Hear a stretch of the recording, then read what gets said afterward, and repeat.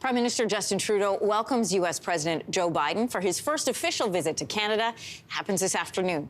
I sat down with the Prime Minister in Ottawa ahead of today's meeting in an exclusive Canadian English interview on what we can expect.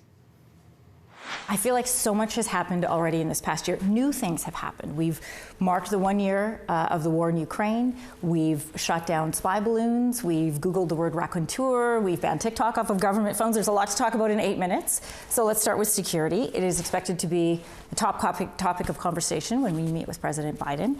And this week we also saw the Chinese president in Russia, meeting with the Russian president. Put into context, we also have meetings with Syria and Iran. Your government just committed $40 billion over the next 20 years to shore up our defenses. What are we getting ready for? Well, I think people have seen that this is a really difficult time in the world where balance of powers are shifting, and it becomes more important than ever that countries that are friends and allies like Canada and the United States and our other democracies in the G7 and elsewhere are pulling together to coordinate on, yes, on security issues, but also on climate issues, on economic growth issues that all fold into the security lens as well. We're seeing instability and breakdowns in democracies around the world as people are more and more worried about their own future, their kids' future. So having strong answers and working together as friends has been, key to how we move forward. We've made some really demonstrative moves, though. We're not used to this as Canadians. There were press conferences about what we shot down and, B-roll that looked like Top Gun, fighter jets going up. That seems like we're making a very declarative defense statement. Well, I think the world is changing, and I think people get that this sense that particularly with Russia's invasion of Ukraine, which overturned close to 80 years of stability following World War II, is a wake-up call for a lot of people that we cannot take peace and stability for granted. We have to actively work for it. And seeing what authoritarian states like China and Russia and others are trying to do to destabilize not just our countries, but places around the world, we need to remain extra vigilant and strong. And that capacity to work together across alliances around the world, particularly with the Americans, is key to Canadians and key to the world's success. Picking up on what you just said, are we doing enough then to address those security concerns? Oh, there's always more to do, but we're going to do it in a way that is right for Canada. I mean, we have approaches that are different from other countries, and that's where we're complementary to what the U.S. does, and our ability to engage substantively in places of conflict is something that really matters. That worked post-Second World War. Does it still work now? Well, I think it's more important now that we continue to be engaged and constructive in our approach. I think the Americans and others have certain imperial or colonial challenges in certain parts of the global south that Canada doesn't have. When Canadians show up, people see us as there to help, and that's something that we can and must continue to leverage, and making sure that we're coordinating with our friends and allies around the world in this uncertain world has never been more important. You talked about security concerns from foreign entities. CSIS calls foreign interference activities by the Chinese government the greatest strategic threat to national security. That's powerful, powerful words, especially in this time. There are reports that your government was made aware of possible interference by the Chinese government in the 2019 election.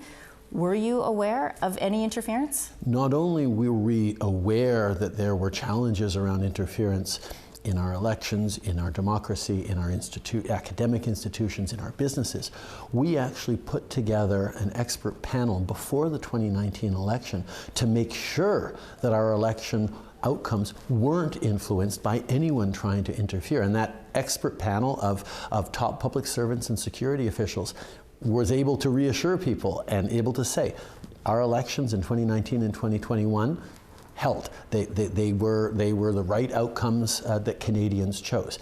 Now, more than that, there's more concerns people are having, which they're right to have. We need to be able to defend our democracies. That's why I chose our former Governor General, David Johnston, to be the expert charged with looking at the entire landscape around national security, around foreign interference. Part of Mr. Johnston's role is to let you know whether or not there should be a public inquiry, but we wouldn't necessarily need Mr. Johnston in place if people felt they could get the answers from you they're looking for, which is, Did you know that there was interference in those elections? Not prior to, but during that campaign. Were you made aware that there was interference? We put together a panel so that that question could be looked at not by political leaders and parties who were all briefed up before the election and after the elections, and it's the experts who get to make that decision. Now, what was known and what was acted on, those are kinds of questions that involve highly sensitive issues of national security, which is where a public inquiry doesn't necessarily get into that, whereas the panel of parliamentarians that we have that have got top secret clearance to look into it in our NSI committee is from all different parties, get to look into that. I think they'd really like to know it from you, but we can move on. I want to talk about shared immigration concerns. This is also a big issue for both you and President Biden. You want to upgrade the Safe Third Country Agreement and extend it across the entire border, not just at official crossings. But then does that mean anybody who comes in from the US would be doing so illegally? And then what happens to those people? How do we process them? Well, right now we have people crossing into Canada irregularly between border crossings. And our responsibility as a country that is signatory to UN treaties of various types is if someone asks for asylum in our country, we process their claims. Now, the challenge is the increase in irregular migration has massively spiked over the past years, which is not just a challenge to individuals, sometimes crossing at great personal risk, using criminals to help them cross, but it's also a challenge to Canadians' confidence that we have an immigration system that is rules-based, robust, and applies evenly to everyone. That's why we've been working with the Americans over the past many months, even more than that, to try and make sure that we're protecting those individuals and abiding by our international obligations of being a welcoming country. U.S. Ambassador David Cohen says making changes to the Safe Third Country Agreement would do, in his words, very little to address migration. And when we've spoken to migration NGOs, they've talked about the fact that there are portals that are being closed in Europe, and those migrants need to go somewhere. So will you be working with the U.S. government to manage that potential migration coming here? Immigration is going to matter.